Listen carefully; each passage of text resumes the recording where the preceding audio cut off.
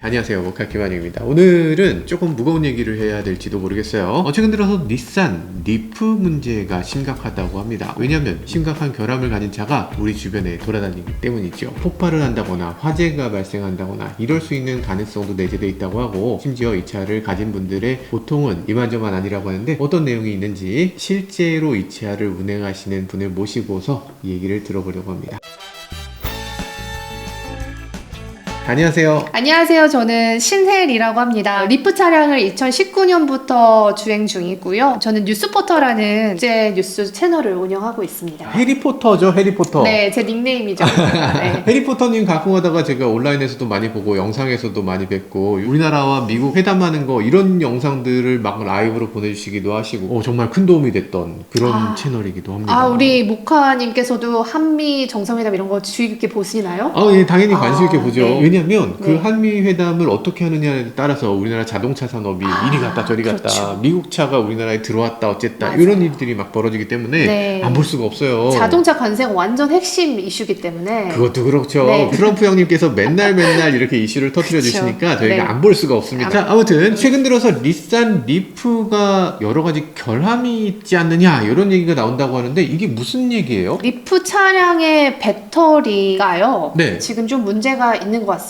이게 우리나라뿐만 아니라 미국에서부터 지금 사실 화재 사건이 좀 일어나고 있는데요. 화재. 배터리를 충전하는 동안 화재가 일어난 건수가 지금 제가 기사로 본 것만 2건 정도. 와, 네. 우리나라에서도 지금 전기차 화재로 큰 사고가 있기도 했는데, 근데 아무튼 닛산 리프가 화재가 날 가능성이 있다, 그래서 미국에서는 리콜이 됐다, 이 얘기군요. 네, 한 2만 대 좀 넘게 리콜을 한 것으로 보이고, 이 리콜의 방식이 미국은 주마다 또 법이 다르지 않습니까? 네네. 그러니까 어떤 사용자는 그냥 바이백을 받은 경우도 있고, 어떤 분은 배터리 교체로 좀 된 부분도 있어서, 우리나라는 아직 그런 어떤 보상안이 제대로 지금 되고 있진 않은데 미국에서는 종종 이런 보상이 되고 있는 것 같습니다.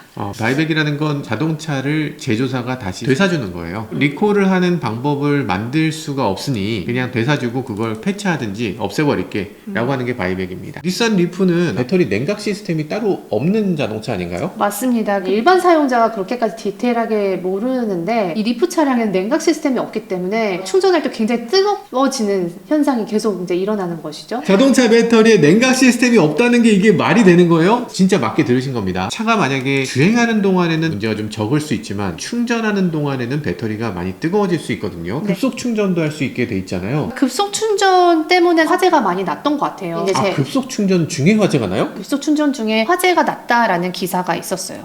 소름. 냉각 시스템을 별도로 갖추고 있지 않은 차가 뭐 리프만 있는 건 아니긴 해요. 르노 조에도 있고 현대 아이오닉 1세대도 있고, 그게 최근 들어서의 유행하고는 좀 동떨어져 있죠. 배터리 안전 사양을 높이는 거, 배터리의 냉각을 중시하는 이런 환경하고는 좀 맞지 않는 것 같고, 그러다 보니까 그런 차들의 문제가 생기는 경우도 있는 것 같습니다. 그럼에도 불구하고 문제 없는 차들도 있고요. 지금 우리나라에서 닛산 리프를 직접 운영을 해보셨는데 어떤 경험을 하셨는지 그 경험을 한번 얘기를 해주세요. 주행 중에 갑자기 자동차가 이렇게 서는 사건이 작년에 이제 일어났고요. 작년에? 네. 언제 사셨는데요? 2019년 5월에 샀습니다. 19년. 한 6년쯤 되니까 차가 멈춰졌다. 근데 이제 자동차가 갑자기 멈추니까 너무 당황스러웠어요. 근데 너무나 다행히 고속도로에서 빠져나와서 이제 선 거거든요. 네. 그때 파워, EV 이런 영어로 막 나왔었는데요. 근데 영어로 이렇게 써있네요. 근데 영어 제일 잘하시는 분이 지금 네, 아니, 본인이 미국에 살다 오신 거 아니에요? 캐나다인데 서비스 캐나다. EV 시스템 unable to restart after power off 이렇게 나왔습니다. 이게 딱 봤을 때 파워를 오프하면 시동을 끄면 더 이상 이때는 주행이 힘들다, 이렇게 뭐가 나오는구나. 약간 근데 당황스러울 때는 이거를 해석을 못해요. 영어로. 그러니까 세리 기자님은 이거 보면은 뭐 당연히 잘 아시겠지, 네. 캐나다 분이시니까. 네. 근데 저는 네. 뭐야 이게 서비스 EV 시스템 파워 오프? 뭐야 이걸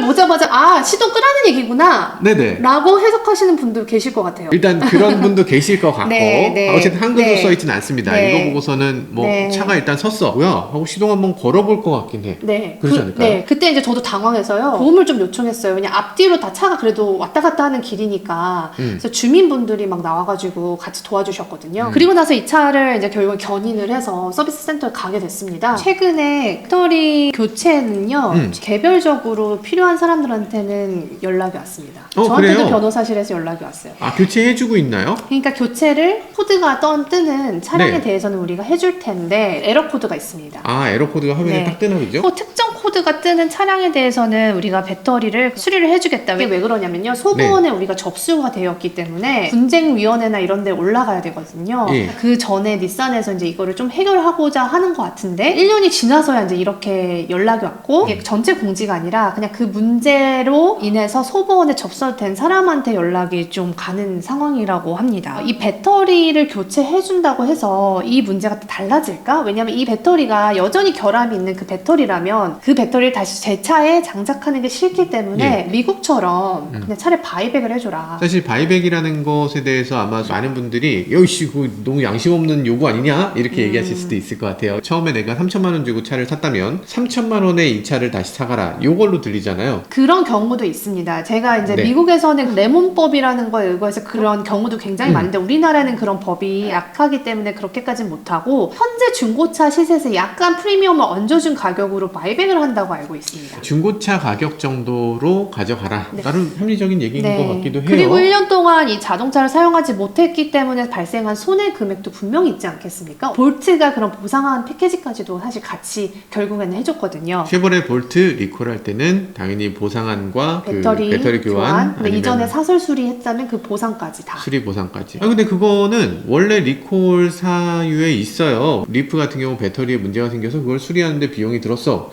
그러면 리콜하면은 그 수리 비용까지 줘야 되는 겁니다. 모든 리콜이 그래요. 엔진에 문제가 있으면 엔진 고쳤던 비용까지 리콜했을 때 줘야 돼요. 그러니까 제가 아쉬운 거는 이번에 이 사전 통지 작년에 낸 거 보면 이런 문구가 있어요. 레벨 3 급속 충전 중에 열사고 및 열폭주를 일으킬 가능성이 있습니다. 소프트웨어 개발이 완료될 때까지 급속 충전을 중단해주세요. 이렇게 써 있습니다. 근데 되게 무섭네요. 소프트웨어 개발이 언제 될지도 모르고 열폭주와 열사고의 위험이 있으니 하지 말라고 하는데 지금 과연 안 할까요? 이거 진짜 충격적인 얘기입니다. 지금 700 몇 대라고 하셨죠? 국토부 사이트에서 확인한 거는 한 750여 대 정도? 750여 대 760여 대? 정도가 지금 닛산 리프인데 지금 10만 킬로를 전후해서 많은 차들이 문제가 생기고 있고 지금 신혜리 기자님이 직접 타는 차도 이런 식의 문제가 있었다면서요? 한국자동차연구원에 와서 제 차를 다 뜯었어요. 아, 그래요? 이 사진을 지금 보시면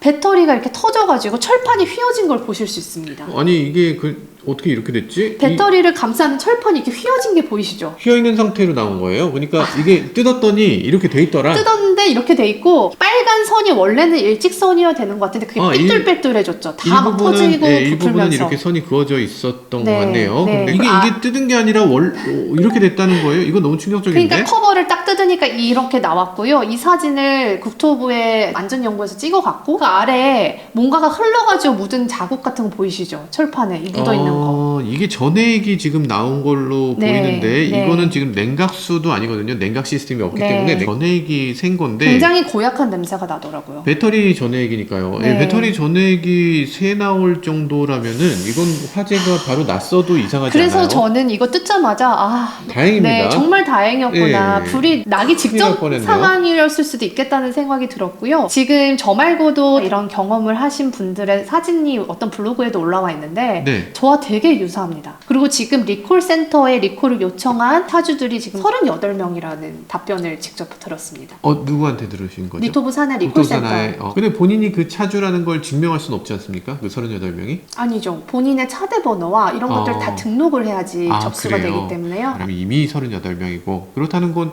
지금 700대 중에 38이면 5% 정도 되는 건데 심각하네요. 그리고 나서 제가 그냥 파악한 거는 사설업체에서 수리한 데가 이제 10대가 넘은 것 같고요. 그냥 수출용으로 판매하신 분도 있다고 들었습니다. 그렇게 하면 정말 더 많아지는 거죠. 지금 10만 킬로라는 보증 기간을 넘어가서 이런 문제가 생기면 일단 안전상의 문제 심각하게 있다는 거 알겠고요. 내 차가 멈춰서는 것뿐 아니라 주변에 뭐 건물이라든지 아파트라든지 아니면 다른 차에 영향을 끼칠 수 있는 이런 문제도 있을 수 있다는 것도 알겠어요. 경제적으로는 어떤 문제가 되나요? 그러니까 이걸 교체를 내 돈으로 해야 될 거 아니에요? 네, 이거를 고치려고 견적을 받아봤는데 어이가 없었던 게 1,300만 원 정도? 정도? 이 자동차를 다시 그냥 중고로 사는 가격과 거의 비슷한 수준이었습니다. 지금 닛산 리프 중고 가격 얼마입니까? 제가 알기로는 뭐 1,000만 원 초반, 1,000만 원인데 1,000만 원 이하도 있는 걸로 알고 있습니다. 지금 네. 10만 킬로 탄 닛산 리프는 1,000만 원 아마 못 넘을 아마 것 못 같은데 넘는 것 같아요. 배터리 가격이 1,300만 원. 알겠습니다. 그런데 제가 사실 잘 모르지만 상식적으로 봤을 때 배터리가 터지는 확률이 5%가 넘고, 그리고 어떤 차들은 차가 멈춰서기도 하고, 해외는 화재 난 경우도 있고, 우리나라는 차 자체가 워낙 적으니까 화재까지는 이어지지 않지만 길 한가운데서 멈출 수도 있고, 저는 이게 안전 문제라고 보이거든요. 여러분들 잘 알고 계시겠지만 우리나라에서 리콜 사유는 두 가지입니다. 하나는 안전 문제, 하나는 네. 환경 문제로 리콜할 수 있어요. 네. 근데 이건 명확하게 안전 문제잖아요. 네. 이게 리콜이 안 되고 있습니까? 한국 자동차 안전연구원에서 이게 안전에 정말 중대한 문제가 있는지를 지금 조사한 지가 지금 1년 가까이 되고 있는 상황이고요. 아니, 차에 배터리가 터져 나오는데 이게 안전에 문제가 있는지 없는지를 모르겠다는 건가요? 그거는 너무 말이 안 되는데. 그래서 저도 계속 그쪽한테 이제 얘기를 하는 게, 미국에 이런 사례가 있고 이렇게 지금 배터리가 제 차를 보시지 않았냐, 이게 이렇게 부풀어서 지금 이런 상황인데 어떻게 안전에 문제가 없느냐라고 했는데, 이게 굉장히 애매하다.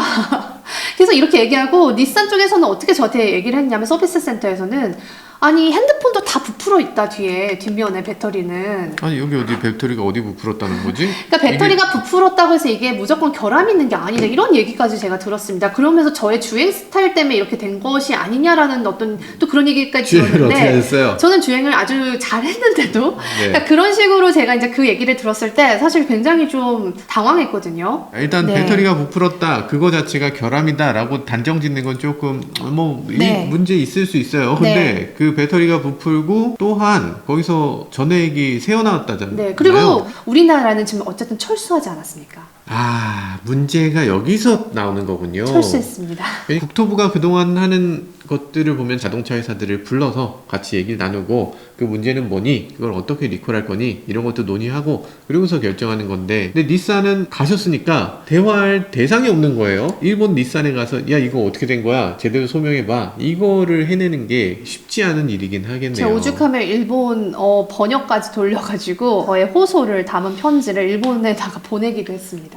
너무 답답해서. 별난 거 나셨네요. 정말 많이 했어요. 근데 지금 이 닛산의 대행사가 있긴 있습니다, 우리나라에. 여기 부품이나 KCC가 이런 거 하고 있죠? 하고 네네. 있습니다. 그래서 KCC가 사실 고객의 소통을 맡고 있는데, 지금 제가 소통이 전혀 안 되고 어려운 상황에 있죠. KCC가 닛산의 판매권을 받아오면서 그것에 대한 서비스 센터 운영권도 받아왔지만 본인이 판매한 주체는 아니란 말이죠. 이게 KCC가 어디까지를 책임져야 되는 거고, 리콜의 주체로서 움직여야 되는 건지. 그분들의 입장은 이렇다고 합니다. 우리는 그냥 닛산의 결정을 기다리고 있다.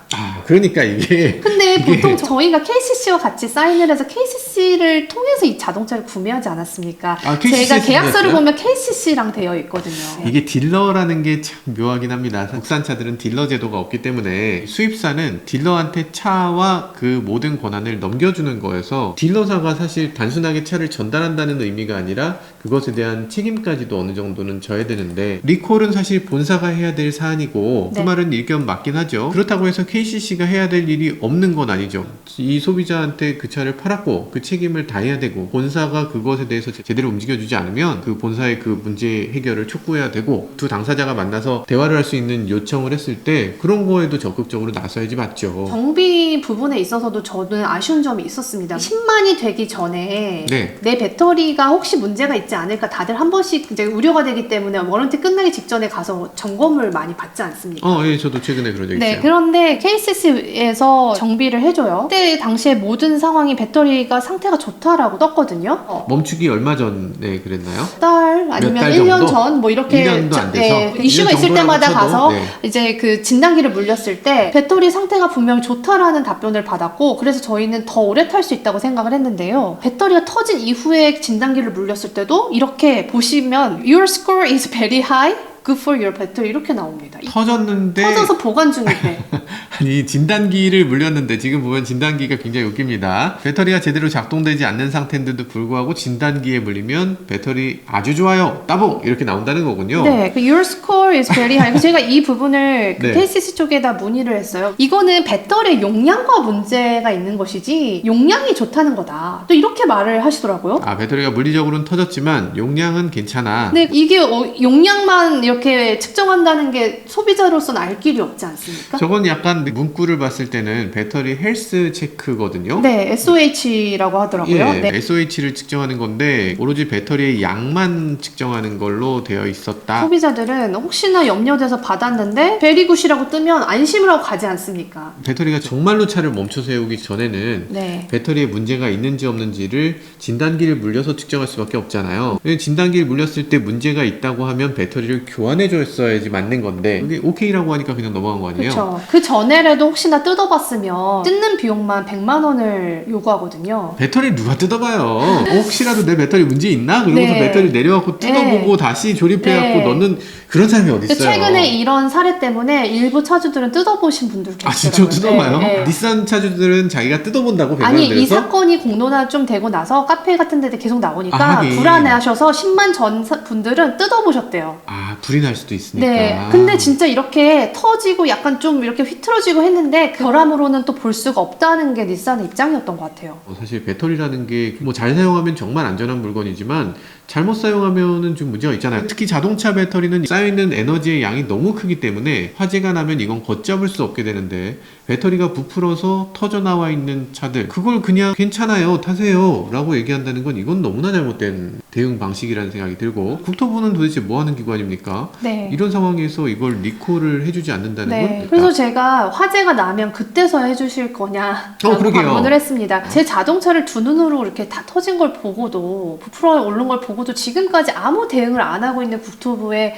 저는 굉장히 심각한 유감을 표하는 게요. 굉장히 사실 실망스럽겠네요. 보조금을 주잖아요. 우리의 그쵸. 세금으로 보조금이 들어간 것을 이용해서 돈을 번 게 닛산 아니에요? 그렇죠. 보조금을 준 업체의 사후 관리나 책임에 대해서도 전 정부가 면밀히 모니터링하고 팔로우업을 해야 될 의무가 있다고 보고 있습니다. 그렇죠. 우리 보조금을 받아갔으니까 네. 당연히 사후 관리 근데 해야죠. 그 기능이 굉장히 안 되고 있는 거예요.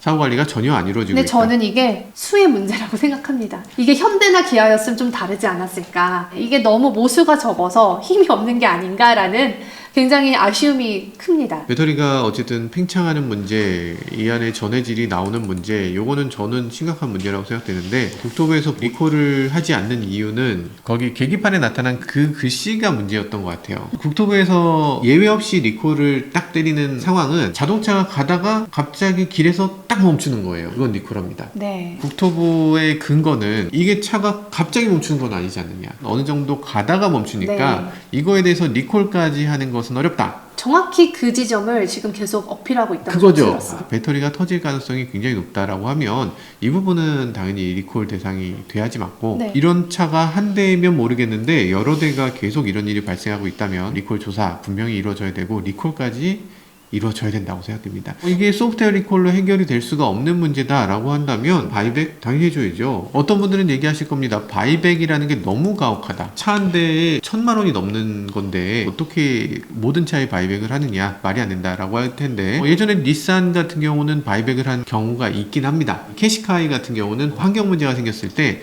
이 환경 문제를 해결하는 비용보다 바이백이 더 저렴하다 해서 그래서 바이백을 해준 적이 있죠. 지금도 만약에 배터리를 교체하는 비용과 바이백 중에 어떤 게 더 저렴하냐 이런 것들을 고려해보면 사실은 배터리 교체보다는 바이백이 조금 더 저렴한 것 같아요.